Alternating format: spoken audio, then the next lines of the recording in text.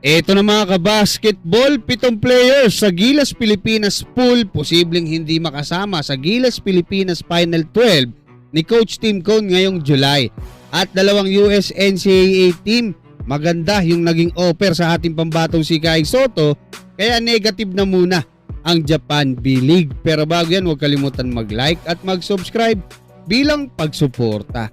Ngayong patapos na ang PBA Finals, 3-2 pabor sa Barangay Ginebra, ay makakapagsimula na din sa wakas ang pagpapractice ng ating Gilas Pilipinas na sa kasalukuyan ay bukod kala QMB at Calvin Optana na hindi makapaglalaro dahil sa surgery, ay mayroon tayong 16 na players sa Gilas Pilipinas pool na sina Kai Sotto, AJ Edu, Junmar Pajardo, Justin Brownlee, Carl Tamayo, Kevin Kiambao, Dwight Ramos, Scotty Thompson, RJ Abarrientos, Chris Newsome, CJ Perez, Juan GDL, Troy Rosario, Justin Baltasar, Mike Phillips at Ange Kwame. Hindi lang tayo sigurado kung iimbitahin pa dito ni Coach Tim Cone etong ang si Ange Kwame, dahil alam naman natin na si Justin Brownlee na ang main naturalized player ng ating Gilas Pilipinas para ngayong third window.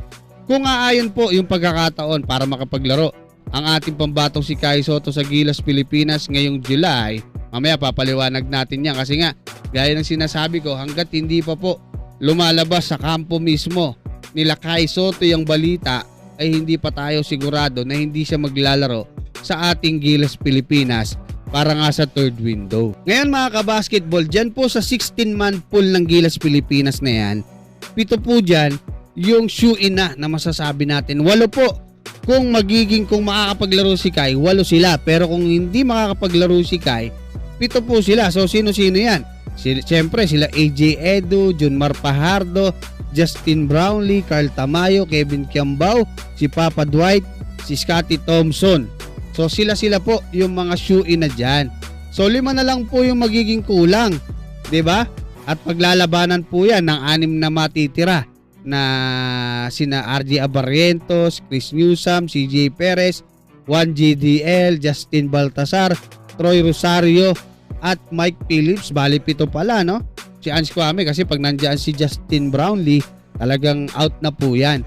So ganoon po, medyo tagilid yung mga players na yan kasi nga matindi yung kompetisyon pagdating sa mga guards at hindi tayo siguradong ipapasok ni Coach Tim Cone sa kanyang Final 12 etong sila Justin Baltasar, Mike Phillips at Troy Rosario. Patungkol naman sa ating pambatong si Kai Sotto mga kabasketball, hanggang sa kasalukuyan ay wala pa ring announcement kung saan talaga maglalaro etong ating pambatong si Kai Sotto para sa susunod na season at kung makakapaglaro ba siya sa ating Gilas Pilipinas. Kasi po ongoing pa rin yung mga negosasyon na nagaganap, no? At ang gusto ko lang ibalita sa inyo na meron pong 2 US NCAA team na nag-offer kay Kai ng napakagandang offer.